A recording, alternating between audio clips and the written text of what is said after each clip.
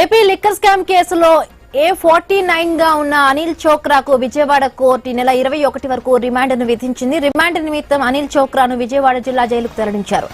Anil Chokra remand రిపోర్టులో కీలక అంశాలు వెలుగులోకి వచ్చాయి.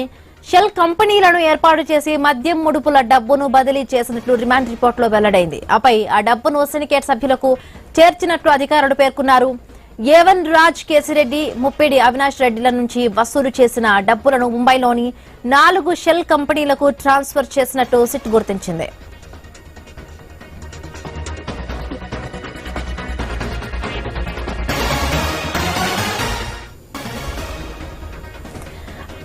అదానీ డిస్టిలరీస్ నుంచి 18 కోట్లు, లీలా డిస్టిలరీస్ నుంచి 20 కోట్లు, స్పై ఆగ్రో నుంచి 39 కోట్లను 4 షెల్ కంపెనీలకు బదిలీ చేశాడు. అక్కడి నుంచి ఆ డబ్బు మరొక 32 షెల్ కంపెనీలకు బదిలీ అయినట్లుగా అధికారులు గుర్తించారు. షెల్ కంపెనీల్లో జరిగిన ఈ అక్రమ లావాదేవీలను గుర్తించేందుకు ముంబైలోని సిట్ అధికారులు పలుమార్లు దర్యాప్తు చేశారు. ఇప్పటి వరకు 25 షెల్ కంపెనీలను అడ్రస్లతో సహా గుర్తించారు.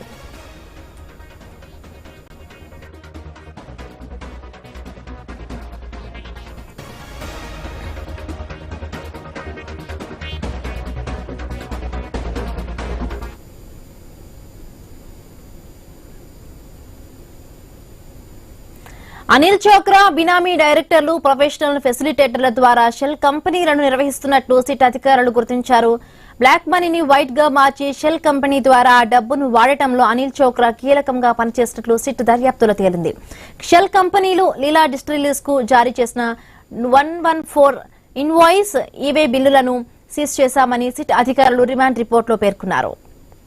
మరిన్ని పూర్తి అప్డేట్ మా కరెస్పాండెంట్ యాకూబ్ అందిస్తారు. యాకూబ్, ఏపీ లిక్కర్ కేసులో ప్రధాన నిందితుడైన అనిల్ చోక్రాను ఏసీపీ కోర్టులో హాజరుపరిచారు. ఈ నెల 21వ తారీఖు వరకు ఆయన్ని రిమాండ్ లో ఉంచారు. అయితే ఇప్పటికే మళ్ళీ ఏసీపీ సిట్ అధికారులు అతన్ని 5 రోజుల పాటు అదుపులో తీసుకోవాలని, అతని దగ్గర నుంచి ఇంకా విచారణలో భాగంగా ఆయన దగ్గర నుంచి ఇంకా విచారణ చేయాలని కూడా సోమవారం రోజు కోర్టులో వేసే అవకాశం ఉంది. ఈ నేపథ్యంలో పూర్తిగా ఈ క్రమంలో ఏపీ లిక్కర్ ప్రధాన నిందితుడిగా ఉన్న అనిల్ చోక్రా దగ్గర నుండి కీలకమైన ఆధారాలు ఇప్పటికే తీసుకున్నట్టుగా పోలీసులు అయితే రిమాండ్ రిపోర్ట్ లో చెప్పడం జరిగింది.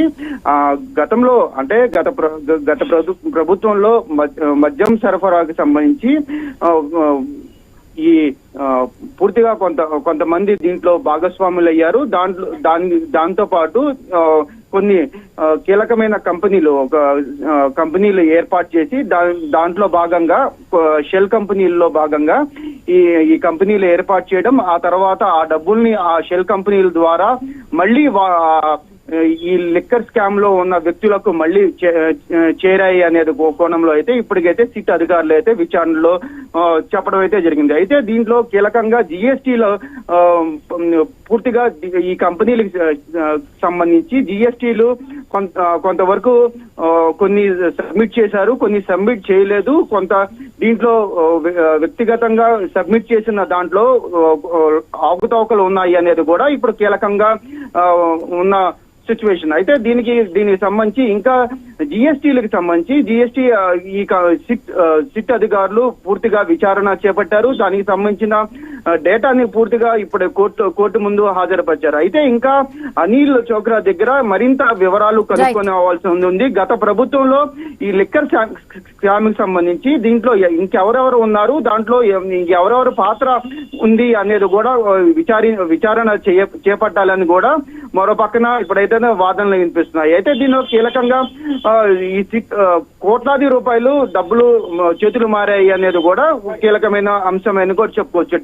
77,000 కోట్ల రూపాయలు చేతులు మారినట్టుగా కూడా ఇప్పటికే సిట్ అధికారులు అయితే ఇప్పటికే కోర్టు దృష్టికి తీసుకెళ్లడం జరిగింది. ఈ క్రమంలో ఇంకా ఈ కేసుకి మరింత లోతుగా వెళ్లే అవకాశం ఉంది. దీంట్లో ఎవరెవరు ఉన్నారు పాత్రదారులు అనే కోణంలో అయితే ఇప్పటికైతే విచారణ చేపడుతున్నట్టుగా అయితే తెలుస్తుంది.